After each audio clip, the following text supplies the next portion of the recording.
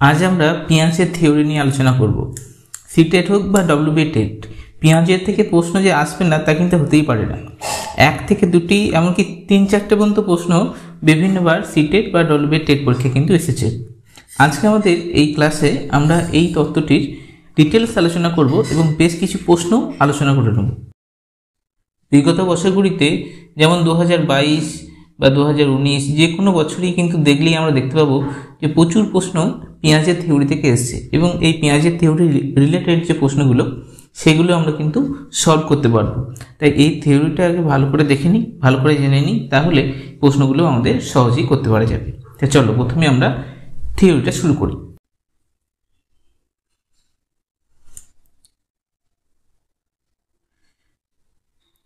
জিন পেঁয়াজের এই থিওরিটা সম্পর্কে জানতে গেলে প্রথমে আমাদের কিন্তু একটা বিশেষ ধারণা রাখা দরকার, কারণ তার সম্পর্কে খুব বেশি কিছু প্রশ্ন না দিলেও আমরা কিন্তু ওনার রিলেটেড কিছু বিষয় যেগুলো পরীক্ষায় আসার মতন সেগুলো এখানে সহজে জেনে নেব। কয়েকটা পয়েন্ট যেমন রয়েছে, যেমন জিন পিয়াজে উনি কিন্তু সুইজারল্যান্ডের একজন বিখ্যাত মনোবিজ্ঞানী ছিলেন। তা সেটা যদিও পরীক্ষায় কিন্তু আসবে না, যেটা আসবে সেটা হলো উনি তো একজন মনোবিজ্ঞানী ছিলেন, কিন্তু উনি যে থিওরিটার জন্য খুব বিখ্যাত সেটা হলো নির্মিতিবাদ বা ইংলিশে আমরা যাকে বলি কনস্ট্রাকটিভিজম। তার জনক কাকে বলা হয় না, তার জনক কিন্তু বলা হয় আমাদের এই জিন পিয়াজেকে।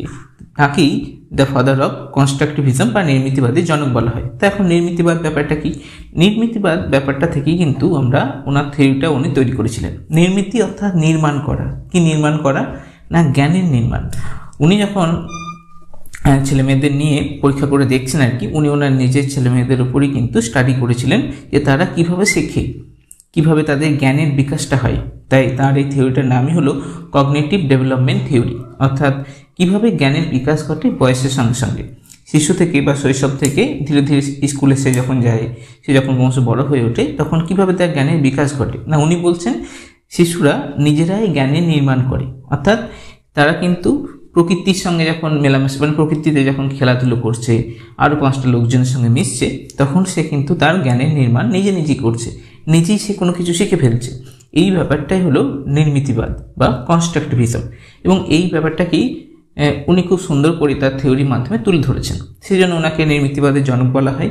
আর ওনার এই থিওরিটা যেহেতু উনি এই থিওরিটা অনেক দিন আগে দিয়েছেন এবং সেক্ষেত্রে তখন নির্মিতিবাদ সম্পর্কে খুব ভালো ভালো কিছু থিওরি ছিল না, তাই তিনি ক্লাসিক্যাল যে কনস্ট্রাকটিভিজম, যাকে আমরা ধ্রুপদী বলতে পারি, প্রথম দিককার বা র্যাডিক্যাল কনস্ট্রাকটিভিজমের উনি কিন্তু সূচনা করেন। এরপর দেখবো আমরা যে লেভ ভাইগটসকে আসবেন এবং তিনি আর নতুন ধরনের কনস্ট্রাকটিভিজম থিওরি দেবেন এবং তার সেই থিওরিটা হচ্ছে সোশ্যাল কনস্ট্রাকটিভিজমের। তাই এখানে তাহলে আমাদেরকে মনে রাখতে হবে যে জিন পিয়াজে উনি কিন্তু নির্মিতিবাদের জন্য ওনার থিওরিটা পুরোটাই কনস্ট্রাকটিভিজমের উপর বেস করে তৈরি, অর্থাৎ ছেলেমেয়েরা নিজে শিখবে, নিজেরাই তারা জ্ঞান আরোহণ করবে, এবং সেই জন্য উনি ছেলেমেয়েদেরকে কি বলেছেন না, লিটিল সায়েন্টিস্ট বলেছেন, যে তারা যেন নিজে জ্ঞানকে আবিষ্কার করতে পারে। তো যাই হোক, আর একটা যে বিষয় যে আমাদের মনে রাখতে হবে সেটা হলো ওনার এই থিওরিটাই তিনি কিন্তু কয়েকটা স্তরে ভাগ করেছেন ছেলেমেয়েদের বিকাশকে। তাই এটা একটা স্টেজ থিওরি বলে কিন্তু পরিচিত, অর্থাৎ এর কয়েকটা ধাপ রয়েছে, কয়েকটা স্তর রয়েছে। একটা ধাপ থেকে পরের ধাপে গিয়ে ছেলেগুলো কিন্তু পৌঁছাচ্ছে, এবং সেই জন্য উনি বলছেন যে এক একটা ধাপে, এক একটা স্তরে আর কি, এক একটা স্টেজে ছেলেদের এক বিশেষ ধরনের বিকাশ ঘটে। কিসের? না, জ্ঞানের আর কি। তো সেই জ্ঞানের বিকাশটা এক এক স্টেজে এক এক রকমের হয়। অর্থাৎ উনি কিন্তু কন্টিনিউয়াস একটানা যে বিকাশ ঘটে সেটা কিন্তু উনি বলছিলেন না। উনি বলেছিলেন যে বিকাশটা ডিসকন্টিনিউয়াস, অর্থাৎ একটানা নয়, ধারাবাহিক নয়, কিন্তু মাঝে মাঝে গ্যাপ রয়েছে। তো যাই হোক, তাহলে এখানে আমরা বেশ কিছু জিনিস বুঝে নিলাম যে এই সুইস সাইকোলজি যিনি ছিলেন তিনি কিন্তু নির্মিতিবাদের জনক বলে পরিচিত। র্যাডিক্যাল এবং ক্লাসিক্যাল কনস্ট্রাকটিভিস্ট তাকে বলা হচ্ছে, আর তার থিওরিটা স্টেজ থিওরির ওপরে কিন্তু বেস করে তৈরি। তো এবার ওনার সম্পর্কে পরবর্তী দেখি আর কিছু ব্যাপার রয়েছে। উনি যে বিষয়টা প্রথমেই বলেছেন সেটা হলো যে শিশুরা যখন পরিবেশে গিয়ে খেলছে, কোনো কিছু শিখছে, কোনো কিছু জানছে, তখন যেটা তাদের মস্তিষ্কে জ্ঞান আকারে জমা হচ্ছে সেই জিনিসটাকে বলা হচ্ছে স্কিমা। এই স্কিমা ধারণাটা প্রথম কে দিয়েছিলেন? আর্ট বার্টলেট নামে একজন বিজ্ঞানী। তিনি কিন্তু 1932 সালে এই স্কিমার ধারণা দিয়েছেন। স্কিমা কিন্তু খুব গুরুত্বপূর্ণ একটি বিষয় আমাদের এই চাইল্ড সাইকোলজিতে। তা স্কিমা থেকে অনেকে স্কিমা সম্পর্কে জানো, তাও একটু বলে দিই। স্কিমা কি না, যে কোনো মুহূর্তে আমরা যে কোনো তথ্য যেগুলো সংগ্রহ করলাম সেগুলো মস্তিষ্কের মধ্যে যেন একটা ফাইলের মতন জমা হতে থাকে, এবং সেখানে নতুন কোনো তথ্য কিন্তু পরপর কিন্তু অ্যাড হতেই থাকে। রিলেটেড যে বিষয়গুলো সেগুলো এক এক জায়গায় অ্যাড হচ্ছে। অর্থাৎ দেখা গেল যে নতুন কোনো একটা গান শুনলাম, সেই গানটা কে গেয়েছে সেটা একটা ফাইলের মধ্যে রয়েছে। পরে যদি আবার ওই গানটাই শুনি, তো তখন আবার আমাদের টুক করে খেয়াল পড়ে যে এই গানটা অমুকজন গেয়েছে, মনে পড়ে গেল, এই সিনেমার গান হয়তো সেটা মনে পড়ে গেল। স্কিমা একটা এই ধরনের। পরে হয়তো জানা গেল যে ওই গানটা গীতিকার অমুক একজন সুরকার রয়েছেন, অর্থাৎ তখন আরও আনুষঙ্গিক বিষয় ওই ফাইলটার মধ্যেই কিন্তু জমা হচ্ছে। অর্থাৎ দেখা যাচ্ছে স্কিমা হলো আমাদের ব্রেনের একটা বিশেষ ধরনের গঠন, যেটা কি হচ্ছে না আমাদের কোনো তথ্যকে যুক্ত করছে। মানে গঠন বলতে এটা কিন্তু একটা কোনো দেখতে পাওয়া যায় এরকম কোনো গঠন কিন্তু নয়, এটা একটা থিওরির মধ্যে থাকা একটা বিষয়। তাহলে স্কিমা কি না, স্কিমাটা আমরা বুঝতে পারলাম যে তথ্য সময়ের একটা কিন্তু একক। যাই হোক, তো এই স্কিমা ক্রমশই বাড়তে পারে মানে কি, আমরা যদি ফাইল মনে করি, যে ফাইলের মধ্যে কোনো একটা জিনিস শিখছি, আমরা চাইল্ড সাইকোলজিটা শিখছি, তাই যত আমরা এটা নিয়ে পড়াশোনা করব, যত বেশি বই ঘাঁটবো, যত ভিডিও দেখবো, তত হয়তো আমরা এটা আরও নতুন নতুন জিনিস জানতে পারলাম। এবং এই জানতে পারার মধ্য দিয়ে স্কিমাটা কিন্তু বড় হয়। একটা ছোট স্কিমার মধ্যে যেটা ছিল সেই স্কিমাটা ক্রমশ আকারে কিন্তু বড় হতে থাকে। তাই স্কিমা কীভাবে বড় হচ্ছে সেটা খুব সুন্দর করে ব্যাখ্যা দিয়েছেন জিন পিয়াজে, এবং সে সম্পর্কে বেশ কিছু প্রশ্ন কিন্তু এসে থাকে। তা সেই স্কিমা সম্প্রসারণের প্রক্রিয়াগুলো আমরা একটু দেখে নিই। চলো, প্রথমেই উনি বলেছেন স্কিমা সংরক্ষণের একটা বিশেষ উপায় হচ্ছে অভিযোজন, আর একটা উপায় হচ্ছে সাংগঠনিকরণ।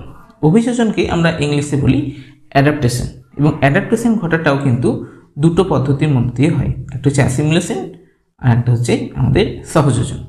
এই অ্যাসিমিলেশন ব্যাপারটা খুব পরীক্ষায় আসে, সহযোজনটাও আসে। অ্যাসিমিলেশনটা বলে দিই। অ্যাসিমিলেশন বা আত্মীকরণ যাকে বলছে, সেই ব্যাপারটা হলো ধরো নতুন কোনো কিছু শিখলো, একবারে প্রথম কিছু শিখছে, সেই ব্যাপারটা হচ্ছে অ্যাসিমিলেশন। শিশু যখন প্রথম কিছু নতুন করে শিখলো, একটা নতুন স্কিমা তৈরি হলো, এটা হচ্ছে অ্যাসিমিলেশন। এবার পরবর্তীকালে দেখা গেল ওই একই রকম জিনিসের সঙ্গে নতুন কিছু অ্যাড হচ্ছে, এবং তখন পুরনো যে জিনিসটা শিখেছিল সেটা একটু পরিবর্তন করতে হচ্ছে, মানে পরিবর্তন করে যখন শিখতে হচ্ছে তখন সেটা হচ্ছে অ্যাকোমোডেশন। স্কিমাতে যুক্ত হলো নতুন তথ্য, কিন্তু একটু পরিবর্তন করে যুক্ত হলো, এটাই হলো অ্যাকোমোডেশন। এর অনেক বেশ ভালো ভালো উদাহরণ রয়েছে। যেমন মনে করো একটা শিশু, সে একটা অ্যালসেসিয়ান কুকুর দেখে সে চিনতে পেরেছে, বা তাকে জানানো হলো যে এটা একটা কুকুর এবং এটা অ্যালসেসিয়ান কুকুর। পরে দেখা গেল যে সে একটা বড় ঘোড়া দেখেছে, ঘোড়া দেখে তার মনে হচ্ছে যে এটাও তাহলে বোধহয় বড় কোনো অ্যালসেসিয়ান কুকুর হতে পারে। পরে সে যখন আবার জানলো যে না, এটা বড় অ্যালসেসিয়ান নয়, বরং এটা ঘোড়াই, এবং পার্থক্য করতে জানলো, তখন সে ওই পুরনো ধারণার সঙ্গে নতুন ধারণাটাকে একটু পার্থক্য করে তার স্কিমাতে কিন্তু যোগ করে নিল। এটা আমরা বলতে পারি এই অ্যাকোমোডেশন। তাহলে অ্যাসিমিলেশন প্রথম কিছু জানলো, যেমন অঙ্কের ক্ষেত্রে এই ব্যাপারটা খুব ভালো কাজে লাগে, যে সে প্রথমে শিখলো কোনো একটা শিশু যে 1+1 হচ্ছে 2, এটা সে প্রথম শিখেছে যে আচ্ছা 1 আর 1 যোগ করলে 2 হয়। এই যোগের যে প্রক্রিয়া, এটা সে অন্য জায়গাতে অনেক সময় লাগিয়ে ফেলে, সে ভুল করে ফেলে। কীরকম করে না, সে দেখে 1 আর 1 2, আর নিচে 2 আর 2 4, তাহলে পুরোপুরি যোগ করে দিল, নিচে যোগ করে দিল। অর্থাৎ সে বুঝতে পারে, তখন মাস্টারমশাই বললো যে এটা তোমার ভুল হয়ে গেল। সে বললো এই কেন ভুল হলো, আমি তো এরকম শিখেছিলাম। অর্থাৎ এটা অ্যাসিমিলেশনে ছিল। তারপর মাস্টারমশাই তখন শেখাবে তাকে যে না, এটা তোমার ভুল হচ্ছে, তাকে অর্ধেক যোগ করলে একটা গোটা জিনিস পাওয়া যায়, এরকম 2 এর 4 বা অর্ধেক জিনিস পাওয়া যায় না। তখন সে নতুন করে ধারণা পাল্টে নিয়ে আবার তাকে ঠিক করে স্কিমার মধ্যে যোগ করবে। এটাই হলো অ্যাকোমোডেশন। তাহলে একটা অ্যাসিমিলেশন, একটা হলো অ্যাকোমোডেশন। আর একটা জিনিস হলো সেটা হচ্ছে অর্গানাইজেশন। যে কোনো জিনিস যাকে আমরা বাংলায় বলছি সাংগঠনিকীকরণ। এই ব্যাপারটা কি না, যে কোনো কিছু শেখার সময় আনুষঙ্গিক কিছু বিষয় কিন্তু অনেক সময় প্রয়োজন হয়। যেমন ধরো যে একটা শিশুকে তাকে বৃত্ত আঁকতে দেওয়া হয়েছে, বলেছে তুমি একটা বৃত্ত আঁকো, তাকে একটা রুল দিয়ে দিয়েছে, রুল কম্পাস দিয়ে দিয়েছে, তাকে আরও আনুষঙ্গিক বিষয় কিন্তু দিয়ে দিয়েছে। তাহলে কি সে বৃত্ত আঁকতে পারবে? বৃত্ত আঁকার একটা বিশেষ পদ্ধতি রয়েছে কিন্তু, অর্থাৎ তাকে তার চোখ, তার হাত, তার মস্তিষ্ক সব ভালোভাবে যদি কাজ করতে পারে, একসঙ্গে যুক্ত হতে পারে, তবেই সে কিন্তু একটা বেশ সুন্দর বৃত্ত আঁকতে পারবে। তাহলে সুন্দর একটা বৃত্ত আঁকতে গেলে তাকে কিন্তু দেখা যায় যে তাকে অনেক কসরত করতে হয়, বারবার শিখতে হয় কীভাবে আমাদের রুল কম্পাসটাকে ঘোরাতে হবে, সেটা সে বারবার ভুল করে আবার তারপর শেখে। এটাই হলো সাংগঠনিকীকরণ, অর্থাৎ অর্গানাইজেশন পদ্ধতির মাধ্যমে সে সব কিছুকে মিশিয়ে একটা কোনো কাজ করতে সক্ষম হয়, এবং এইভাবে তার স্কিমাটা তৈরি হয়। ধীরে ধীরে সে তখন বৃত্ত আঁকতে শিখে যায়, এমনকি অন্তবৃত্ত, পরিবৃত্ত সব কিছুই আঁকতে পেরেছে। অর্থাৎ এইভাবে কিন্তু তার শেখার ধাপটা ক্রমশই পাল্টাতে থাকে, মানে পরপর কিন্তু এগিয়ে থাকে। চলো, এরপরে কিছু গুরুত্বপূর্ণ তথ্য আরও কিছু রয়েছে, সেগুলো একটু দেখে নিই। এখানে একটা খুব ইম্পর্টেন্ট ব্যাপার রয়েছে, সেটা হচ্ছে ইকুইলিব্রিয়াম বা ভারসাম্য। এই ইকুইলিব্রিয়ামের কথাও কিন্তু আমরা পিঁয়াজের থিওরিতে পেয়ে থাকি, এবং এটা স্কিমা সংক্রান্তই ব্যাপার। আগে আমরা যেটা পড়ে এলাম এটা এগুলি বলেই দিয়েছি, একটু বলে দিই যে যখন নতুন কোনো স্কিমা তৈরি হচ্ছে, নতুন কোনো জ্ঞান তৈরি হলো, তারপর নতুন কোনো পরিস্থিতিতে দেখা যাবে ইকুইলিব্রিয়াম অর্থাৎ ভারসাম্য নষ্ট হয়ে যায়, অর্থাৎ সে বুঝতে পারে না যে আচ্ছা ওই যেটা উদাহরণ দিলাম যে অ্যালসেসিয়ানের পরে সে যখন ঘোড়াকে দেখলো ভাবলো বড় অ্যালসেসিয়ান, কিন্তু সবাই বলছে না এটা বড় অ্যালসেসিয়ান নয়, এটা ঘোড়া। তখন তার মধ্যে একটা ডিসইকুইলিব্রিয়াম এসছে, সে ভাবছে যে এটা কী করে হতে পারে, তারপর সেই যুক্তি দিয়ে সেটাকে হয়তো বোঝার চেষ্টা করলো এবং অ্যাকোমোডেশন হলো তার মধ্যে, অর্থাৎ সে সেটাকে পাল্টে নিল এবং নতুন জিনিসটা জানতে পারলো। এই যখন ডিসইকুইলিব্রিয়াম থেকে অ্যাকোমোডেশনে আসবে তখন আবার নতুন করে অ্যাসিমিলেশনের মাধ্যমে যুক্ত হয়ে যাবে স্কিমাতে সেই তথ্যটা, এবং তখনই আবার ইকুইলিব্রিয়াম ব্যাপারটা চলে আসবে। অর্থাৎ ইকুইলিব্রিয়ামে আসতে গেলে, ভারসাম্যে আসতে গেলে আমাদেরকে বেশ কয়েকটা কিন্তু স্টেজের মধ্যে দিয়ে কিন্তু যেতে হবে। প্রথমে এই ডিসইকুইলিব্রিয়াম থাকে, অর্থাৎ নতুন পরিস্থিতি এলেই তখন ভারসাম্যটা নষ্ট হয়, হয়তো দেখা যায় নতুন করে শিখতে চাইছে, অ্যাকোমোডেশনের পরে অ্যাসিমিলেশনের মাধ্যমে আবার সে কিন্তু ভারসাম্যে পৌঁছে যায়। তো এইটা কিন্তু আমাদের একটু জেনে থাকলেই হবে। দেখো এরপরে কি আছে নেক্সট, এবার আমাদের প্রধান যে বিষয় সেটা হলো এই যে স্টেজগুলো, যে স্টেজের কথা উনি বলেছেন সেই স্টেজগুলো উনি 4টি স্টেজে ভাগ করেছেন। উনি বলছেন, পিঁয়াজে বলছেন যে আমাদের যে শেখার যে স্তরটা, সেই স্তরটা কিন্তু 4টে প্রধান স্টেজে বিভক্ত। তা আমরা বাংলাতেও মনে রাখতে পারি, ইংরেজিতেও মনে রাখতে পারি, এবং ইংরেজিতে মনে রাখলে কিন্তু অনেক সুবিধা, বাংলাতেও অসুবিধা কিছু নেই। প্রথমে হলো সংবেদন চালকমূলক স্তর, যাকে আমরা সেন্সরি মোটর স্টেজ বলি। প্রাক সক্রিয়তার স্তর হচ্ছে প্রি অপারেশনাল স্টেজ, মূর্ত সক্রিয়তার স্তরকে বলা হচ্ছে কংক্রিট অপারেশনাল স্টেজ, আর যৌক্তিক সক্রিয়তার স্তর বা ফর্মাল অপারেশনাল স্টেজ। এই 4টে স্তর সম্পর্কে আমরা প্রত্যেকটা স্তর থেকে কিন্তু প্রশ্ন আসে আর কি, বিশেষ করে এই দুটো স্তর থেকে তো প্রশ্ন খুবই দেয়। যৌক্তিক সক্রিয়তার স্তর থেকে প্রশ্ন খুব কম আসলেও প্রথম 3টে স্তরকে ভালো করে পড়তে হবে, কারণ প্রত্যেকটা স্তরের বিশেষ বিশেষ বৈশিষ্ট্য রয়েছে এবং এদের নাম থেকেই কিন্তু আমরা এই স্তরগুলো সম্পর্কে জানতে পারবো। তা চলো আমরা প্রথম স্তরটা সম্পর্কে একটু জেনে নিই। আচ্ছা, তার আগে আরেকটা বিষয় ছিল, সেটা হচ্ছে এটা একটু বলা হয়নি, এই যে 4টে আমরা স্তর যেগুলো দেখলাম, প্রত্যেকটা স্তরে কিন্তু 4টে বিষয় কাজ করে। কি? একটি হলো পরিণমন, একটি হলো অভিজ্ঞতা, একটি হলো সামাজিক মিথস্ক্রিয়া, একটি হলো ভারসাম্য। তো ভারসাম্য ব্যাপারটা তো আমরা জেনেছি।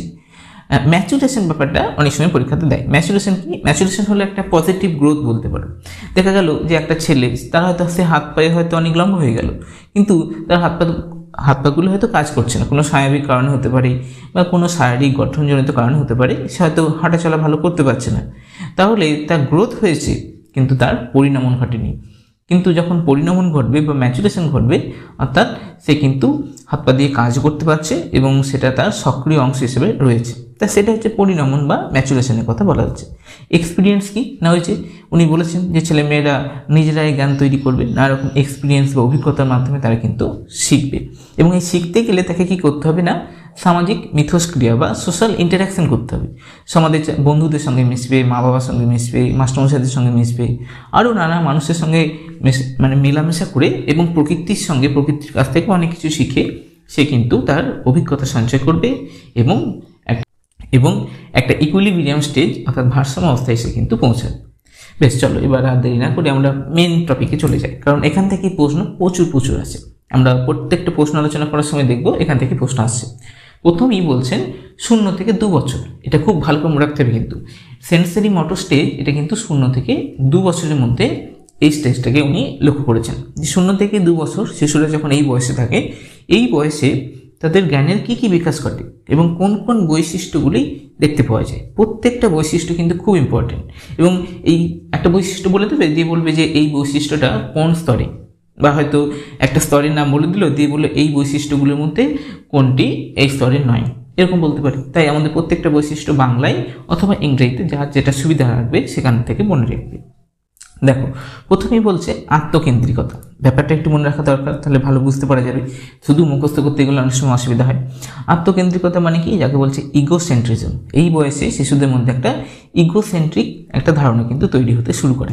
তো আত্মকেন্দ্রিকতা মানে হলো শিশু শুধু নিজের সম্পর্কে ভাবে, সে বাইরের জগৎ সম্পর্কে খুব একটা বেশি কিছু বুঝতে পারে না। এটা একটা আত্মকেন্দ্রিকতা বা ইগোসেন্ট্রিজমের একটা কিন্তু উদাহরণ। পরবর্তী স্তর যেটা থাকবে, মানে সেন্সরি মোটর স্টেজের পরে আমরা যখন প্রি অপারেশনাল স্টেজ পড়বো, সেখানেও এটা থাকবে। সেখানে শিশু শুধু নিজের দৃষ্টিভঙ্গি দিয়েই দেখতে পারে, অন্য কি বলতে চাইছে, অন্যের ব্যাপারটা সে অত বুঝতে পারে না, অন্যজনে কি ভাবছে সেটাও কিন্তু সে অনুভব করতে পারে না। তো এটাকে আত্মকেন্দ্রিকতা বলা হচ্ছে। এখানে আত্মকেন্দ্রিকতাকে ইগোসেন্ট্রিজম বলে কিন্তু নির্ণয় করেছেন আমাদের বা বলেছেন পিয়াজে। এটা একটা পয়েন্ট গেল। নেক্সট পয়েন্ট দেখো, বস্তুর স্থায়িত্ব, খুব ইম্পর্টেন্ট পয়েন্ট।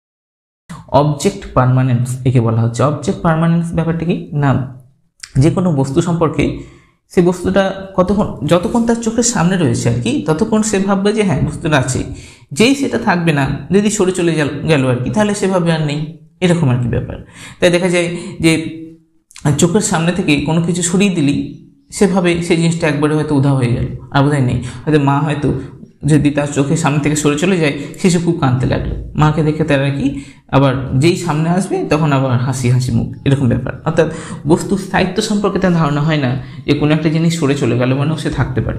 চোখের সামনে থেকে সরিয়ে নিলেই সে ভাবে যে সেই জিনিসটা বোধহয় একবারেই উধাও হয়ে গেল, এবং তার সামনে যতক্ষণ না আসছে তখন তার স্থায়িত্ব সম্পর্কে তার কোনো ধারণা হয় না। এটাকে বস্তুর স্থায়িত্ব বলা হচ্ছে। আচ্ছা, নেক্সট কি? নেক্সট হচ্ছে প্রতিবর্ত ক্রিয়া বা রিফ্লেক্স অ্যাকশন।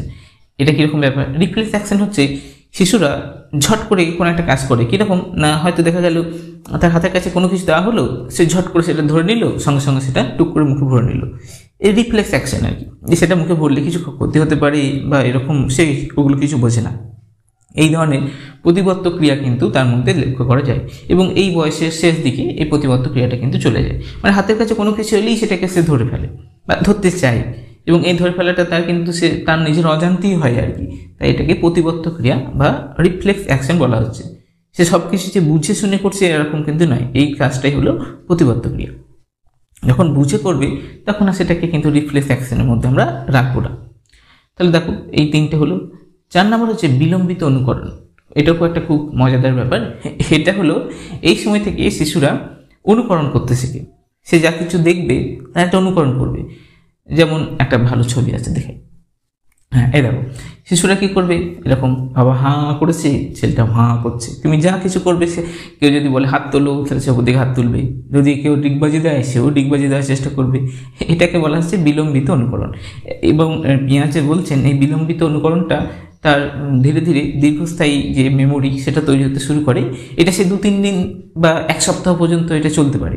দেখা গেল যে কোনো একটা জিনিস শিখলো এবং সেটা শিখে 2-3 দিন ধরে তার অনুকরণ করছে, ওই একই জিনিস, আর কেউ না দেখালেও সেটা শিখে নিয়েছে, বারবার সেটা করছে, ওই একই কাজই করছে। তাই এটাকে বলা হচ্ছে বিলম্বিত অনুকরণ। মানে ধীরে ধীরে ওই দেখে দেখে শিখে নেওয়া এবং ওই রকমভাবে ওই কাজটাকে করা, সেটা হচ্ছে বিলম্বিত অনুকরণ। এটা একটা মজাদার জিনিস। এটা কিন্তু এই স্তরের শেষ দিক করে শুরু হয়, ভালো করে রাখতে হবে, এবং পরবর্তী স্তরেও গিয়ে কিন্তু এটা কাজ করে। নেক্সট হচ্ছে গোল ডিরেক্টেড বিহেভিয়ার। গোল ডিরেক্টেড বিহেভিয়ারটা কি? গোল ডিরেক্টেড বিহেভিয়ার হলো, ধরা যাক যে দূরে কোনো একটা জায়গায় বল পড়ে আছে, ছেলেটা তখন হয়তো সবে হামাগুড়ি দিতে শুরু করেছে, গটগট করে চলে যাবে সেদিকে বলটা একবার ধরবার জন্য। আশেপাশে কী আছে না আছে সে দেখবে না, সে শুধু বলটাই তার লক্ষ্য আর কি, বলের দিকে গেল। বা হয়তো সামনে মা এসে দাঁড়িয়েছে, মায়ের কোলে যাবে আর কি, তাড়াতাড়ি করে মায়ের দিকে যাবে। পাশে আর কেউ আছে কি না, বল পড়ে আছে কিনা, ওই দিকে লক্ষ্য নেই। সে তার নিজের, সরি এটা গোল্ড হয়ে গেছে, এটা গোল হতো, গোল ডিরেক্টেড বিহেভিয়ার। অর্থাৎ নির্দিষ্ট লক্ষ্যের দিকে তার কিন্তু একটা আচরণ সে করছে। আচ্ছা, তাহলে এই স্তরে আমরা কিন্তু বৈশিষ্ট্যগুলো দেখে নিলাম যে কী কী বৈশিষ্ট্য এই স্তরে দেখতে পাওয়া যায়। তাহলে এখানে একটা জিনিস বললাম যে বিলম্বিত অনুকরণ যেটা, এটা কিন্তু পরবর্তী স্তরে গিয়েও কিন্তু কন্টিনিউ করে, এবং এটা ডিফার্ড ইমিটেশনও বলে, অনেকে ডিলেড ইমিটেশনও বলা হয়। আর যেমন অবজেক্ট পারমানেন্স, এটা এই স্তরে তো থাকে, পরবর্তী স্তরে এটা প্রায় বন্ধ হয়ে যায়, আর থাকে না। প্রতিবর্ত ক্রিয়াটা এই স্তরের পরে আর দেখতে পাওয়া যায় না। আত্মকেন্দ্রিকতা এই স্তরের পরেও কিন্তু থাকে, আর গোল ডিরেক্টেড বিহেভিয়ারও এই স্তরের শেষ দিক করে আর অতটা থাকে না। নেক্সট দেখি কি আছে। আচ্ছা, নেক্সট এই ছবিটা ছিল, বেশ। তারপরে দেখো বলছে প্রাক সক্রিয়তার স্তর, সক্রিয়তার আগে আর কি, প্রাক সক্রিয়তা। তা এখানে এটাকে আমরা প্রি অপারেশনাল স্টেজ কিন্তু বলে থাকি। দেখো এটা 2 থেকে 7 বছর, খুব ইম্পর্টেন্ট। 2 থেকে 7 মানে ধরে নাও যে তারা এখনো কিন্তু প্রাইমারি স্কুলে 1-2 ভর্তি হচ্ছে সবে সবে, বা তার আগের যে স্টেজ, তাই এটাকে অনেক সময় প্রি স্কুল স্টেজে বলা হয়। এই সময় বাড়িতেই থাকে সাধারণত, বা কেউ কেউ নার্সারি স্কুলগুলোতে পড়তে যায়। সেখানে তাদের কি কি মানে জ্ঞানের বিকাশ ঘটে এবং তার বৈশিষ্ট্যগুলোকে বিশেষ বিশেষ টার্ম দিয়ে ব্যবহার করেছেন পিঁয়াজে, সেগুলো একটু জেনে নিই। প্রথমে একটা, আচ্ছা এই স্তরটা না জানবার জন্য অনেকগুলো তো আছে, আমাদের মনে রাখতে অসুবিধা হয়, একটা ছোট্ট ট্রিক্স আছে বলে দিই। হ্যাঁ, মা তারার নামে আর কি, TARA। দেখো এটা মনে রাখলে মোটামুটি ইম্পর্টেন্টগুলো মনে রাখা যাবে। টি মানে হলো আমাদের ট্রানজাক্টিভ বা ইললজিক্যাল রিজনিং। ট্রানজাক্টিভ বা ইললজিক্যাল রিজনিং ব্যাপারটা কি না, যে কোনো ঘটনা যে কোনো বিষয়ের তারা অদ্ভুত সব রিজন দেবে, অদ্ভুত কারণ দেখাবে, যাকে অবযুক্তিপূর্ণ বিচার বলে চিহ্নিত করা হয়। মানে তাদের মধ্যে যে কোনো জিনিস কেন ঘটছে এবং ঘটার কারণটা কি, এই বিষয়ে তাদের কোনো লজিক তৈরি হয় না, কিন্তু তারা একটা কারণ দেখিয়ে দিতে পারে। এটা কি বলা হচ্ছে? ইললজিক্যাল রিজনিং বা ট্রানজাক্টিভ বিচার। এটা কিন্তু এই 2 থেকে 7 বছর বয়সের মধ্যে প্রথম দিকে থাকে। ধীরে ধীরে পরের স্তরে যখন চলে যাবে, স্কুলে যখন যাবে, তখন সব কিছু সে বিচার বুদ্ধি দিয়ে সেগুলো কিন্তু মানে বুঝতে পারবে। নেক্সট কী দেওয়া আছে? এতে হচ্ছে আমাদের অ্যানিমিজম বা সর্বপ্রাণবাদ। সর্বপ্রাণ অর্থাৎ তারা ভাববে যে সব কিছুর মধ্যেই হয়তো প্রাণ আছে। তার ছোট্ট যে একটা পুতুল আছে সেটার মধ্যে হয়তো প্রাণ আছে, এবং কি চেয়ার টেবিল গাছপালা মানুষজন পাহাড় সব কিছুতেই প্রাণ আছে বলে মনে করবে। সেভাবে যে সবই হচ্ছে প্রাণী, এবং ধীরে ধীরে এটা কিন্তু এই স্তরে শেষ দিক করে আর থাকবে না। নেক্সট দেখো, নেক্সট হচ্ছে অর্থাৎ আরে হচ্ছে আমাদের রিয়ালিজম বা বাস্তববাদ। বাস্তববাদ বা রিয়েলিজম ব্যাপারটা কি, আমরা আগেই দেখলাম যে আগের স্তর সেখানে ইগোসেন্ট্রিজমের একটা ব্যাপার ছিল।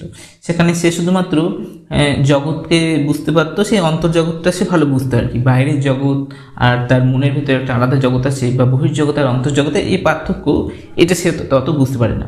কিন্তু এই স্তরে এসে মানে প্রি অপারেশনাল এসে এবার এই তার বাস্তববাদ বা বাস্তব সম্পর্কে একটু ধারণা জন্মায়। কীরকম ধারণা না, সে মনে মনে একটা জিনিস ভাবে যে সে কে, তার নিজের অস্তিত্বটা কি, সেটাও যেমন একটা সে বুঝতে শেখে, এবং বাইরের একটা যে জগৎ রয়েছে তার নিজের ছাড়াও বাইরে একটা অন্যান্য মানুষদেরও জগৎ রয়েছে, সেটাও সে বুঝতে পারে। এটা কি বলা হচ্ছে? রিয়ালিজম বা বাস্তববাদ। অর্থাৎ সে কিন্তু বহির্জগৎ আর অন্তর্জগৎ এই দুটোর মধ্যে কানেক্ট করতে পারে। তাই এটাও কিন্তু এই স্তরে এসে দেখা দেয়। এছাড়া কি রয়েছে? আর একটা আছে, সেটা হচ্ছে আর্টিফিশিয়ালিটি। আর্টিফিশিয়ালিটি মানে কি? কৃত্রিমতা। কীরকম কৃত্রিমতা ব্যাপারটা না, সে ভাবতো প্রথম দিকে, সে ভাববে আর কি যে পৃথিবীতে যা কিছু আছে, সে চোখের সামনে যা কিছু দেখছে, সে ভাববে সবই বোধহয় মানুষ তৈরি করেছে। সে দেখে রাস্তাঘাট ঘর বাড়ি এগুলো তো মানুষ তৈরি করছে, সেভাবে পাহাড়টা বোধহয় মানুষেরই তৈরি, সেভাবে চাঁদ সূর্য পৃথিবী সবই বোধহয় মানুষের তৈরি, এই গাছপালাগুলো হয়তো মানুষই তৈরি করেছে। ধীরে ধীরে এই ধারণাটা তার কিন্তু ভেঙে যায়। তাই এটা কিন্তু এই 2 থেকে 7 বছরের একটা গুরুত্বপূর্ণ বৈশিষ্ট্য, আর্টিফিশিয়ালিটি বা কৃত্রিমতা, যে সব কিছু কৃত্রিমভাবে মানুষের হাতে তৈরি, কিন্তু ধীরে ধীরে এটা কিন্তু ভেঙে যায়। এখানে একটা খুব ইম্পর্টেন্ট ব্যাপার রয়েছে, সেটা হলো বিপরীতমুখীর যে ব্যাপারটা, তার অনুপস্থিতি, বিপরীতমুখী তার অনুপস্থিতি বা ল্যাক অফ রিভার্সিবিলিটি। মানেটা কি সহজ করে বলি, একটা ছেলেকে হয়তো মেলাতে নিয়ে যাওয়া হয়েছে, এই 2 থেকে 7 বছরের ছেলেকে। তারপর মেলাতে এগুলি এদিকে ওদিকে সেদিকে ঘোরানোর পরে একটা জায়গায় এনে বলা হলো যে কোন দিকে আমরা এলাম বল দেখি, আবার ওদিকে চল দেখি। তো তখন দেখা যাবে সে হয়তো ভুলে গেছে, সে আর বুঝতে পারছে না যে কোন দিকে এসছে, সে আর মনে করতে পারছে না, কারণ তার মধ্যে এই বিপরীতমুখী যে ঘটনা ঘটানোর বিষয়টা, সেটা সে কিন্তু করতে পারে না। রিভার্সেবল ব্যাপারটা সে কিন্তু বুঝতে পারে না। একই রকমভাবে হয়তো দেখা গেল সে কোনো একটা খেলনা খুলতে গিয়েছে এবং এদিক ওদিক করতে করতে খুলে ফেলেছে, এবার আবার সেটাকে জোড়া লাগাবে কি করে, এটা তার মাথায় আসে না। কি করে খুলে ফেললো সেটা তো বুঝতেই পারবে না, এবার কি করে আবার জোড়া তো সেই জন্য লাগাতেই পারবে না। তাই এটা হচ্ছে বিপরীতমুখী ব্যাপারের অনুপস্থিতি, অর্থাৎ সে বিপরীতমুখী কাজ কিন্তু করতে পারবে না। এই বিপরীতমুখী কাজ এই স্তরে করতে না পারলেও এর পরের স্তরে গিয়ে কিন্তু বিপরীতমুখী কাজগুলো সে করতে পারবে। তাই তাকে বকার কিছু নেই যে কি করছে কেন পাচ্ছে না, কারণ এই স্তরের বৈশিষ্ট্য এটা, সেই ধরনের বিপরীতমুখী কাজ কিন্তু সে করতে পারবে না। তো এটা একটা ব্যাপার গেল, খুব ইম্পর্টেন্ট, পরীক্ষায় খুব আসে, বলবে যে ল্যাক অফ রিভার্সিবিলিটি কোন স্তরে দেখা যায় না, এটা কিন্তু প্রি অপারেশনাল স্টেজে দেখা যায়। আর যদি বলে যে রিভার্সিবিলিটি কোন স্তরে দেখা যায়, তাহলে এটা কিন্তু পরের স্তরে হবে। বা অনেক সময় বলে দেয় ইরিভার্সিবিলিটি কোন স্তরে দেখা যায়। ইরিভার্সিবিলিটি মানে হলো এই বিপরীতমুখীটা যেটা পাচ্ছে না সেটা, তা সেটা এই স্তরে কিন্তু দেখা যায়। আর একটা আছে, সেটা হচ্ছে সিম্বলিক প্লে বা রোল প্লে ব্যাপারটা কি, যে নিজেকে কোনো একটা কিছু রোলে নিজেকে দেখা আর কি, মানে কোনো কিছু অভিনয় করার মতনই অনেকটা ব্যাপার। ওই যে আগের স্টেজে আমরা দেখলাম ডিফার্ড ইমিটেশন, মানে যেখানে সে অনুকরণ করতে শিখেছিল, অনেকটা সেরকমই হলো রোল প্লে। যেমন এখানে একটা ভালো ছবি আছে, দেখো এই ছেলেটা সে জানে যে হয়তো ছবিতে দেখেছে বা হয়তো চোখে সত্যি করে দেখেছে ঘোড়ায় চড়া ব্যাপারটা দেখেছে, কিন্তু সে তো আর ঘোড়ায় চড়তে পারছে না। তাই সেরকম একটা ঝাঁটা নিয়ে হ্যারি পটারের মতন সে ভাবছে যে সে হয়তো ঘোড়াতে চেপে তার মতনই কিন্তু অভিনয় করছে। তো এটাকে বলা হচ্ছে রোল প্লে, বা আমরা বলছি যাকে সিম্বলিক প্লে। অনেকটা এখানে তার এই ঝাঁটাটাই হলো তার ঘোড়া, আর সে হলো ঘোড়ার উপরে সওয়ার। তা এরকম বেশ কিছু ঘটনা কিন্তু সে এই সময় ঘটায়, বা এরকম কিছু অভিনয় কিন্তু সে করে। এটা কি বলা হচ্ছে রোল প্লে, এবং এর মাধ্যমে সে কিছু শেখে, সে কিছু জানতে পারে, এবং নানারকম কাজের সঙ্গে সে কিন্তু অ্যাক্টিভ থাকে। এটা কিন্তু এই 2 থেকে 7 বছরের বয়সের মধ্যে কগনিটিভ ডেভেলপমেন্টের একটা অংশ। নেক্সট দেখো পরের স্তর হচ্ছে, এই স্তরটা খুব ইম্পর্টেন্ট, এটা কি বলা হচ্ছে মূর্ত সক্রিয়তা স্তর।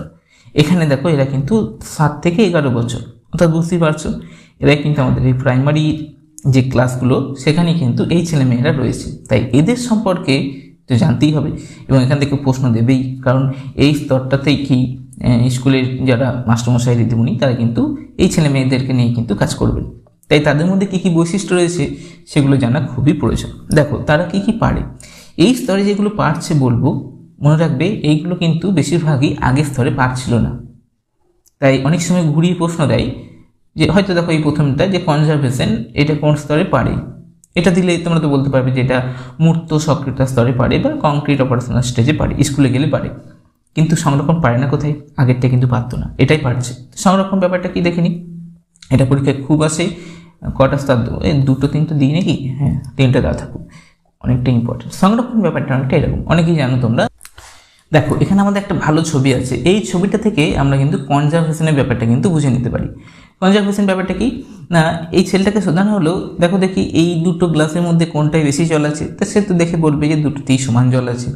এবার তার চোখের সামনেই এই গ্লাসের জলটাকে একটা লম্বা গ্লাসের মধ্যে কিন্তু ঢেলে দেওয়া হলো। এবার ঢেলে দেওয়ার পরে তাহলে নিশ্চয়ই সে কি বলতো যে দুটোতেই সমান জল আছে, কিন্তু সে বলছে না। সে কি বলছে, সে বলছে এই লম্বা গ্লাসটাতে নাকি বেশি জল আছে। কেন না, এই যে এর উচ্চতাটা বেশি দেখেছে, সে দেখেছে এটা বেশি লম্বা, বেশি উঁচুতে আছে, তাই সে বলছে এইটাতে বেশি জল আছে আর এইটাতে কম আছে। এই যে ব্যাপারটা, এটাকে বলা হয় ল্যাক অফ কনজারভেশন, অর্থাৎ এটা সংরক্ষণের নীতিটা এরা বুঝতে পারছে না যে একই জল ওই গ্লাসটাতে ঢালা হলো তার নিশ্চয়ই একই সমান হবে। এইটা কল্পনা করার, এইটা চিন্তা করার ক্ষমতা এখনো পর্যন্ত আসেনি। তা এটা কোন স্তরে আসেনি না, এই মুক্ত সক্রিয়তা স্তরের আগেরটাই কিন্তু আসেনি। কনজারভেশন যদি হয়, যেটা আমরা মুক্ত সক্রিয়তা স্তর বলছি, এই স্তরে কিন্তু সে বলে দিতে পারবে যে ওই লম্বা যে গ্লাসটা রয়েছে আর যে ছোট গ্লাসটা রয়েছে দুটোতেই সমান জল আছে, অর্থাৎ কনজারভেশনের ব্যাপারটা তার মধ্যে চলে এসেছে। মুক্ত সক্রিয়তা স্তরে এই ছেলেটার মতন সে কিন্তু নয়, সে একটু বড় হয়েছে, স্কুলে চলে এসছে এবার পড়তে, সে এবার জানে যে এই গ্লাসেও যা জল আছে এই গ্লাসেও তাই জল আছে। তাহলে এই ছবিটা আগেরটাই দিলেই ভালো হতো, কিন্তু ওখানে যেহেতু কনজারভেশন দিই নেই তাই এখানে আমি বুঝিয়ে দিলাম যে কনজারভেশনের ব্যাপারটা হচ্ছে এরকম। তাহলে আমরা দেখতে পেলাম যে কনজারভেশনের ব্যাপারটা আসবে কখন, কোন স্তরে না কংক্রিট অপারেশনাল স্টেজে। নেক্সট দেখো সেন্ট্রেশন। আচ্ছা সেন্ট্রেশন বা কেন্দ্রীকরণ, এই ব্যাপারটা কীরকম, এটা কিন্তু এই স্তরের একটি বৈশিষ্ট্য। কীরকম না, সেন্ট্রেশন এই স্তরে চলে যাবে, অর্থাৎ এই স্তরে সেন্ট্রেশন থাকবে না। তাহলে সেন্ট্রেশন কোথায় ছিল, সেন্ট্রেশন আগের স্তরে ছিল, কিন্তু এই স্তরে এসে তার মধ্যে সেন্ট্রেশনের যে ধর্ম সেটা কিন্তু থাকবে না। সে সংরক্ষণ করতে পারবে, সেন্ট্রেশন তার চলে যাবে। সেন্ট্রেশন চলে যাবে বলতে কী বোঝাচ্ছে, সেন্ট্রেশন বলতে কোনো একটা বিশেষ বৈশিষ্ট্যের প্রতি তার কিন্তু দৃষ্টি থেকে যাওয়া, তাকে বলা হচ্ছে কেন্দ্রীকরণ। যেমন ধরো যে একটা কোনো খেলনা কিনবে, দুটো খেলনা রয়েছে, তার মধ্যে ভাইকে একটা খেলনা কিনে দিয়েছে, এবার সেটা হয়তো লাল রঙের, আর ওকে একটা নীল রঙের কিনে দিয়েছে। একই খেলনা কিন্তু তার পছন্দ হচ্ছে না। কেন পছন্দ হচ্ছে না, ও লাল রঙেরই নেবে। কেন নেবে না, তার সেন্টেশন আছে। কীরকম সেন্টেশন রয়েছে না, সে দেখা যাচ্ছে ওই তার রঙটার প্রতি যা খুব মন ভালো হয়ে গেছে, তার রঙটা কি পছন্দ হয়েছে, তাই ওই রঙটা যেমন ওই রঙের খেলনা দিলে কিন্তু তার পছন্দ। কোনো একটা বিশেষ বৈশিষ্ট্যের প্রতি তার যখন দৃষ্টি থাকবে বা তার মনোযোগ যখন কেন্দ্রীভূত হয়ে যাবে, তখন সেটাকে সেন্টেশন বলা হবে। তা এটা হচ্ছে সেন্টেশন বা কেন্দ্রীকরণ, যেটা আগের স্তরে ছিল এই স্তরে এসে এই সেন্টেশনটা কিন্তু চলে যাবে।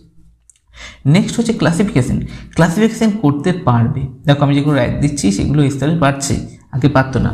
শ্রেণীকরণ করতে পারে মানে কি, ক্লাসিফিকেশন করতে পারে মানে কি, অর্থাৎ তাকে বেশ কিছু জিনিস যদি দিয়ে দেওয়া হয় এবং তাদেরকে আলাদা করতে বললে তার আলাদা আলাদা ভাগে ভাগ করে দিল। হয়তো ভাগে দেখা গেলো যে ত্রিভুজ, চতুর্ভুজ, বৃত্ত এরকম অনেকগুলো কাঠের টুকরো রয়েছে, তাদেরকে একসঙ্গে মিশিয়ে দিয়েছে, দিয়ে বললো আচ্ছা ত্রিভুজগুলো আলাদা করো, বৃত্তগুলো আলাদা করো, আর হয়তো চতুর্ভুজগুলো আলাদা করো, তো সেগুলোকে সে কিন্তু আলাদা আলাদা শ্রেণীতে কিন্তু দিয়ে দিতে পারবে। এটাকে বলা হচ্ছে শ্রেণীকরণ করা। তাই শ্রেণীকরণটা স্কুলে, প্রাইমারি স্কুলে এসে কিন্তু সে শিখে নিচ্ছে। ক্রম পর্যায় বা সেরিয়েশন কি, সেরিয়েশনটা খুব ইম্পর্টেন্ট। আচ্ছা, ক্রম অনুযায়ী সাজিয়ে দেওয়া, ছোট থেকে বড় সাজানো, বা হয়তো কয়েকটা খেলনা দেওয়া হলো, সে খেলনাগুলো বিভিন্ন রকম হাইটে রয়েছে, তা সেগুলোকে সে কিন্তু ছোট থেকে বড় এই হাইটে কিন্তু সে সাজিয়ে ফেলতে পারছে, বা হয়তো পাতলা থেকে মোটা এইভাবে কোনো কিছু সেগুলোকে কিন্তু সাজিয়ে দিতে পারছে। অর্থাৎ ক্রমান্বয়ে সাজানো বা সেরিয়েশন যাকে বলছি, এটা কিন্তু এই পর্যায়ে সে পারবে। তাহলে কি কি পারছে দেখো, কনজারভেশন পারছে, ক্লাসিফিকেশন পারছে, সেরিয়েশন পারছে। এই স্কুলে এসেই কিন্তু এবার ধীরে ধীরে তার নাম্বার সম্পর্কে অর্থাৎ সংখ্যা সম্পর্কে ধারণাও জন্মাবে, অর্থাৎ সংখ্যার যে কনসেপ্ট, নাম্বার কনসেপ্ট, সেটা কিন্তু তৈরি হবে। তাহলে এই স্তরে এসে তার নাম্বার কনসেপ্ট তৈরি হয়। মানে দেখা গেল যে সে হয়তো একটা আপেল দেখলো, সে আপেলটা দেখে তার মনে হতে পারে যে হ্যাঁ এটা হচ্ছে একটা আপেল, আবার হয়তো দেখা গেল যে আরেকটা আপেল দেওয়া হলো, সে বললো যে হ্যাঁ আরেকটা আপেল। তাহলে দুটো যে আপেল, এটা তার প্রথমে শুধু আপেল হিসেবেই সে জানে। ধীরে ধীরে এবার এই ব্যাপারটা যে এরকম 2 দিয়ে বোঝানো যেতে পারে, এই যে সংখ্যাটা 2 মানে হলো এরকম দুটো কোনো জিনিস, এই ব্যাপারটা তার মধ্যে আসবে, অর্থাৎ সংখ্যা জিনিসটা সে বুঝতে শিখবে, যেটাকে আমরা নাম্বার কনসেপ্ট বলছি। নেক্সট হচ্ছে রিভার্সিবিলিটি। দেখো আগেরটাই আমরা বলেছিলাম রিভার্সিবিলিটিতে পার্ট ছিল না, ল্যাক অফ রিভার্সিবিলিটি ছিল, আর ইরিভার্সিবিলিটি ছিল আগের পর্যায়ে, কিন্তু এই পর্যায়ে এসে তার মধ্যে কি হবে, রিভার্সিবিলিটি ধারণাটা চলে আসবে। বিপরীতমুখী প্রক্রিয়াগুলো সে কিন্তু করতে পারবে। যেমন এরকম হতে পারে যে 2 + 3 = 5। এবার বলতে পারি আচ্ছা তাহলে 5 থেকে 3 বাদ দিলে কত হবে বলো তো, ও তাহলে তো 2 হবে। অর্থাৎ এই ব্যাপারটা সে বুঝতে পেরে যাবে যে 2 আর 3 যোগ করলে যেমন 5 হচ্ছে, সেরকম 5 থেকে যদি 3 বাদ দিই তাহলে 2 হবে, আবার 5 থেকে যদি 2 বাদ দিই তাহলে 3 হবে। অর্থাৎ যে মানে ব্যাক প্রসেসে কোনো কিছু করা, সেটাও সে কিন্তু করতে পারবে, এবং নানা রকম কাজও সে, বিপরীতমুখী যে কাজগুলো, সেই কাজগুলো কিন্তু শিখে নেবে। তাহলে এই স্তরেও বেশ কিছু বৈশিষ্ট্য রয়েছে। আগের স্তরে যেমন আমরা একটা ট্রিক দেখেছিলাম TARA, তো এই স্তরেও কিন্তু একটা ট্রিক্স আছে, সেটা হলো NCCRS। NCCRS তো সবাই জানো তোমরা, NCC সবাই অনেকেই করেছো হয়তো। তো NCCRS এই দুটো হলো আমাদের ট্রিক্স, NCC এবং নয় RS। আচ্ছা, তাহলে NCCতে এনে হচ্ছে আমরা প্রথমে বুঝতে পারছি যে নাম্বার কনসেপ্ট, এটা সে শিখেছে। CC দুটো আছে, এখানে দুটো CC সে জানতে পারছে কি, একটা হচ্ছে কনজারভেশন আর একটা C হচ্ছে ক্লাসিফিকেশন। এই দুটো সে পারছে, যদিও সেন্টার থাকছে না বলে আমি এখান থেকে বাদ দিয়েছি। তাহলে এনে হচ্ছে নাম্বার সিস্টেম, C হচ্ছে ক্লাসিফিকেশন বা কনজারভেশন, মানে কনজারভেশন আর ক্লাসিফিকেশন দুটো C, আর হচ্ছে আমাদের রিভার্সিবিলিটি, আর এসে হচ্ছে সেরিয়েশন। তাহলে NCCRS নাম্বার সিস্টেম পারবে, কনজারভেশন পারবে, ক্লাসিফিকেশন পারবে, আর হচ্ছে আমাদের রিভার্সিবিলিটি শিখে নিয়েছে, আর সেরিয়েশন পারছে। তাহলে এইগুলো সব পারছে না কোনটা, সেন্টেশনটা আর নেই, পারছে না নয়, সেন্টেশনটা অনেকটা চলে গিয়েছে। তাহলে এইগুলো হলো এই স্তরে কিন্তু বিশেষ কতগুলো বৈশিষ্ট্য। আর যেটা আমি একটা স্টার দিয়ে রেখেছিলাম, সেটা হচ্ছে বিমূর্ত চিন্তন করতে পারে না। বিমূর্ত চিন্তন তো পরের স্তরে গিয়ে করবে, সে তো এটা মূর্ত সক্রিয়তা স্তর বলাই আছে। কংক্রিট, যা কিছু কংক্রিট বিষয়, সেই বিষয়গুলো সম্পর্কে সে ভালো করে জানে। এই স্তরে যদি আমি বিমূর্ত কোনো বিষয়ে কল্পনা করো এরকম ব্যাপার, তখন কিন্তু সে বুঝতে পারবে না। তাই তাকে বোঝানোর জন্য এরকম কল্পনা করতে বললে, যা কিছু কল্পনার মাধ্যমে শিখতে হবে, সেইগুলো যত কম ইউজ করা যায় তত কিন্তু ভালো। তাই বিমূর্ত চিন্তা এরা করতে পারে না। এরপরে সেই জন্য একটা স্টেজ রয়েছে, সেই স্তরে এবার যত মন তত ইচ্ছে কল্পনা ঘোড়া ছুটিয়ে দিতে পারে, সেটা হলো যৌক্তিক সক্রিয়তা স্তর, যাকে আমরা ফর্মাল অপারেশনাল স্টেজ কিন্তু বলছি। এটা 11 থেকে 14 বা 15 বছর, অর্থাৎ এবার সে কিন্তু হাই স্কুলে চলে গেল এবং সেখানে গিয়ে শিখছে। এবং আমাদের পিঁয়াজে বলেছেন যে এই 14 বছরের মধ্যেই তার সমস্ত রকমের যে জ্ঞানের বিকাশ, সেই বিকাশটা প্রায় হয়ে যাচ্ছে। তা চলো এই স্তরে দেখি বিমূর্ত চিন্তা ব্যাপারটা কি না। আমরা জানি অ্যাবস্ট্রাক্ট কোনো কিছু বিষয় সম্পর্কে চিন্তা করা, কল্পনা করতে বলা। হয়তো বললো আচ্ছা তুমি একটা পুরনো বট গাছের আত্মকথা লেখতো। তো এটা কিন্তু সে তা দেখতে পাচ্ছে না যে বট গাছ সম্পর্কে কী ঘটনা আগে ঘটেছে, কি পরে ঘটেছে বা ঘটতে পারে। তাকে চিন্তা করে করে ভেবে ভেবে লিখতে হবে, এবং সে হয়তো লিখেও ফেলবে কিছু কিছু ঘটনা। তা সে ভাবনা চিন্তা করে বিমূর্ত বিষয় সম্পর্কে জানতে পারবে। অঙ্কের যে বিমূর্ত ধারণাগুলো সেগুলো এই স্টেজে এসে কিন্তু সে করতে পারবে। এবং এই স্টেজটাকে সেই জন্য বলা হচ্ছে অবরোহী চিন্তার একটি স্টেজ, যাকে আমরা ডিডাকটিভ থিঙ্কিং কিন্তু বলে থাকি। দেখো আগের স্টেজগুলো কেমন ছিল, ওখানে শিশুরা কিন্তু ইনটুইটিভ যে থিঙ্কিং সেটা করতো, অর্থাৎ তাকে যা কিছু বলতো সেটাকে সে কোনো রকম অত যুক্তি দিয়ে বিচার করার চেষ্টা করতো না, সে সেটাকে মেনে নিত। এই স্তরে এসে সে কিন্তু যুক্তি দিয়ে সব কিছুকে বিচার করার চেষ্টা করবে। তাকে কোনো একটা কিছু বলে দেওয়া হলো, কোনো একটা সূত্র বা সিদ্ধান্ত জানিয়ে দেওয়া হলো, এবার সে সেটাকে ভেঙে ভেঙে দেখবে যে এটা ঠিক বটে কিনা, সত্যি বটে কিনা। অর্থাৎ সে যে কোনো জিনিসকে কিন্তু পরীক্ষার মাধ্যমে, অভিজ্ঞতার মাধ্যমে যাচাই করার চেষ্টা করবে, যুক্তি দিয়ে বিচার করার চেষ্টা করবে। সেই জন্য একে আরেকটা নাম দিয়েছেন হাইপোথেটিক্যাল ডিডাকটিভ থিঙ্কিং। তো যাই হোক, এই গেল আমাদের 4টে স্টেজ। কারণ আমরা জানি যে এই যে কনস্ট্রাকটিভিজমের যে ব্যাপারটা সেটা ওনার হাত ধরেই গ্রো করেছে, সেই জন্য ওনাকে নির্মিতিবাদের জনক বলছি আমরা। এবং উনি প্রত্যেকটা এই যে স্তর দিয়ে দিয়েছেন, সেই স্তরে যে বৈশিষ্ট্যগুলো বলেছেন সেগুলো অবশ্যই আমাদেরকে খেয়াল রাখা দরকার। সেই অনুযায়ী আমরা শিক্ষা দিতে আমাদের খুব সুবিধা হবে, সিলেবাস তৈরি করতে সুবিধা হবে, কোন স্তরে কী কী বিষয় দিলে ছেলেমেয়েরা ভালো শিখতে পারবে, কোনগুলো তারা পারবে আর কোনগুলো পারবে না, এই ব্যাপারটা তো জানা দরকার। যে পারবে না সে বিষয়গুলো যদি দিয়ে দিই নিচু ক্লাসে, কঠিন কঠিন বিষয় যেগুলো ওরা পাচ্ছে না, তাহলে তো মুশকিল। তাই তাদেরকে সেইভাবে শেখানোর ক্ষেত্রে এই তত্ত্বটা খুব গুরুত্বপূর্ণ। তাছাড়া মূর্ত থেকে অমূর্ত বা বিমূর্ত যাকে বলা হচ্ছে, এই বিষয়ের দিকে শিক্ষা দেওয়ার কথা উনি বলছেন। ওনার যেহেতু উনি শিশুকেই মেন ফোকাস করেছেন, এবং যেটা বর্তমানেও আমাদের খুব গুরুত্বপূর্ণ, যে এখানে শিশুই কিন্তু আমাদের শিক্ষা কেন্দ্রের মূল বিষয়বস্তু, সেই প্রত্যেকটা শিশু। তাই শিশুকেন্দ্রিক শিক্ষা, তাদের সক্রিয়তা, অর্থাৎ তারা কিন্তু নিজেরা কাজের মাধ্যমে, অ্যাক্টিভিটির মাধ্যমে শিখছে, এই ব্যাপারগুলো উনি গুরুত্ব দিয়েছেন, এবং যেগুলো পরবর্তীকালেও আমরা জানতে পেরেছি। এবার চলো আমরা কয়েকটা প্রশ্ন করে নিই, তাহলে আমাদের আজকের আলোচনা কিন্তু কমপ্লিট। দেখি প্রশ্নগুলো নিশ্চয়ই তোমরা নিজেরাই পারবে। দেখো 22 সালে প্রশ্নটা এসছে, 2022 সিটেটে পেপার 1 এসেছিল। সেরিয়েশন ইন জিন পিয়াজেস থিওরি রেফার্স টু। জিন পিয়াজে সেরিয়েশন বলতে কি বোঝাতে চেয়েছে? The ability two order object based on one dimension, for example length. দেখো প্রথমেই আমরা দিয়ে দিয়েছি, বুঝতে পারছি যে শিশুরা কিসে অ্যাবিলিটি হবে না, তারা কি পারবে না, যে কোনো একটা কোনো বিষয়ে, যে কোনো ওয়ান ডাইমেনশনে তারা কিন্তু সেই বিষয়গুলোকে অর্ডারে সাজিয়ে ফেলতে পারবে। সেটা কি সেরিয়েশন বলে আমরা জানি। যেমন হয়তো লেন্থ বা দৈর্ঘ্য অনুযায়ী সাজিয়ে ফেলতে বললো, তা দৈর্ঘ্য অনুযায়ী ছোট থেকে বড় বা বড় থেকে ছোট সে কিন্তু সাজিয়ে ফেলতে পারবে, এবং এটা কি সেরিয়েশন বলা হয়। The ability to take the perspective of others, অন্যের পার্সপেক্টিভটা বুঝতে পারা। আমরা জানি যে অন্যের পার্সপেক্টিভ বুঝতে পারে মানে তার ইগোসেন্ট্রিজম ব্যাপারটা কিন্তু চলে যাচ্ছে, তা সেটা নিশ্চয়ই সেরিয়েশন নয়। এ narrative form of thinking as used in story telling, অর্থাৎ গল্প বলার ক্ষেত্রে সেই ন্যারেটিভটা জানতে পারছে, সেটা নিয়ে চিন্তা করতে পারছে, এটাও সেরিয়েশন নয়। The ability to spatially map place like one school, সে তার ম্যাপের মধ্যে স্কুলটা কোনখানে সেটা দেখিয়ে দিতে পারছে, এটা কিন্তু সিরিয়াসের মধ্যে পড়ছে না। নেক্সট দেখো কি বলছে, বলছে দ্য মেজর প্রপোজিশন অফ জিন পিয়াজেস থিওরি ইজ দ্যাট, এটা 2019 এসছে, যে জিন পিয়াজের থিওরিতে উনি কোন বিষয়টার উপর খুব একটা জোর দিয়েছেন, বা এই 4টে পয়েন্টের মধ্যে কোন পয়েন্টটা উনি উল্লেখ করেছেন। দেখো এটা কিন্তু আমরা থিওরিতে আমরা পড়িনি, কারণ এটা এখানে দেওয়া আছে বলে এখানে পড়িনি, এখান থেকে জানতে পেরে যাবো যে children thinking is superior two adults. উনি কি বলছেন যে ছেলেমেয়েরা যা চিন্তা করে বড় মানুষদের থেকে অনেক বেশি বেশি চিন্তা করে এবং খুব ভালো চিন্তা করে। উনি কি এরকম কিছু বলেছেন? আমরা জানবো যে উনি এরকম কিছু কিন্তু বলেননি।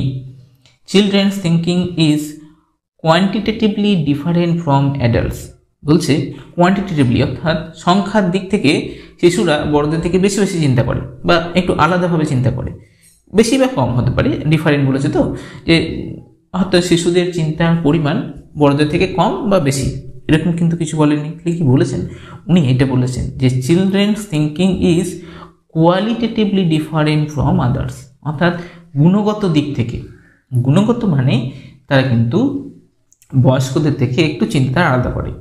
তাহলে একটা জিনিস আমাদেরকে মনে রাখতে হবে, জিন পিয়াজে তার থিওরিতে বলেছিলেন যে শিশুরা আর বড় মানুষেরা প্রায় সমান সমান চিন্তা করে, মানে সংখ্যার দিক থেকে বলতে গেলে একই রকম চিন্তা করে, কিন্তু গুণগতভাবে যদি চিন্তার কথা ভাবো তাহলে দেখবে যে বড়রা যে সমস্ত চিন্তা করে তাদের থেকে গুণমানে শিশুদের চিন্তাটা একটু কম। হয়তো দেখা যাচ্ছে যে শিশুরা তাদের একটা খেলনা নিয়ে খুব চিন্তিত, বা খেলতে যাওয়া নিয়ে খুব চিন্তিত, স্কুলে পড়া হয় না মার খেতে পারে সেটা নিয়ে খুব চিন্তিত, আর বড়রা পরিবার সমাজ এই সমস্ত নিয়ে খুব চিন্তিত। তা এখানে কোয়ালিটিতে একটু পার্থক্য রয়েছে, কোয়ান্টিটিতে কিন্তু নাই। তাহলে আমাদের উত্তর কিন্তু এটাই হয়ে যাবে, অর্থাৎ সংখ্যাগত দিক থেকে একই কিন্তু গুণগত দিক থেকে আলাদা।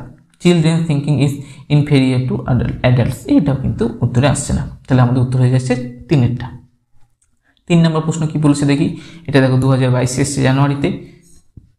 জিন পিয়াজের থিওরি থেকে প্রশ্ন কিন্তু আসবেই, 1টা 2টো 3টে পর্যন্ত প্রশ্ন আসতে পারে, প্রত্যেক বছরে এসছে। আমি ইম্পর্টেন্ট কয়েকটা তুলেছি।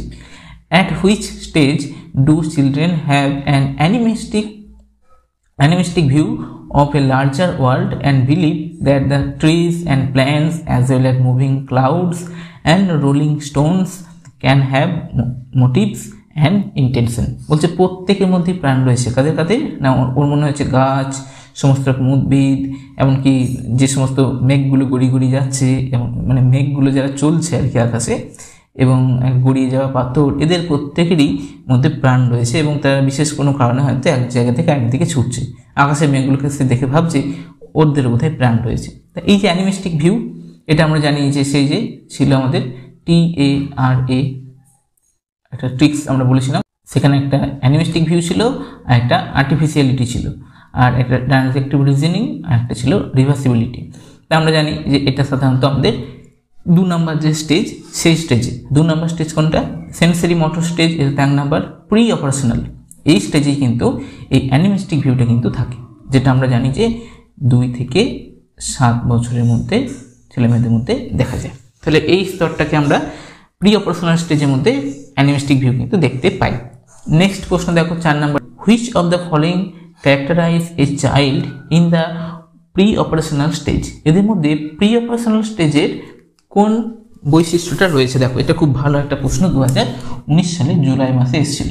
কি বলেছে, প্রি অপারেশনাল স্টেজ এখনই আমরা দেখলাম, ওখানকার মেন কয়েকটা বৈশিষ্ট্য হচ্ছে TARA। তা দেখি এদের মধ্যে কোনো কিছু দেওয়া আছে কিনা। গোল ডিরেক্টেড বিহেভিয়ার, এটা আমরা জানি যে প্রথম একবারে যখন শিশু থাকে তখন কোনো একটা জিনিসের দিকে ছুটে চলে যাওয়া, বা সেই জিনিসটাকে লক্ষ্য করে কিছু কাজ করা। একটা হয়তো দোলনায় শুয়ে আছে শিশু, উপর হয়তো একটা কিছু বল দেখতে পাচ্ছে বা কোনো ফুল দেখতে পাচ্ছে, সেটা দেখি সে হাসছে, হাত পা দোলাচ্ছে, এটা গোল ডিরেক্টেড একটা বিহেভিয়ার। এটা তো প্রথম স্তরে থাকে। ডিফার্ড ইমিটেশন, এটাও কিন্তু প্রথম স্তরে শেষ দিক করে শুরু হয়, পরের স্তরেও চলতে পারে, কিন্তু প্রথম স্তরের শেষেই কিন্তু এটা প্রথম মানে ভালোভাবে বিকাশ লাভ করে।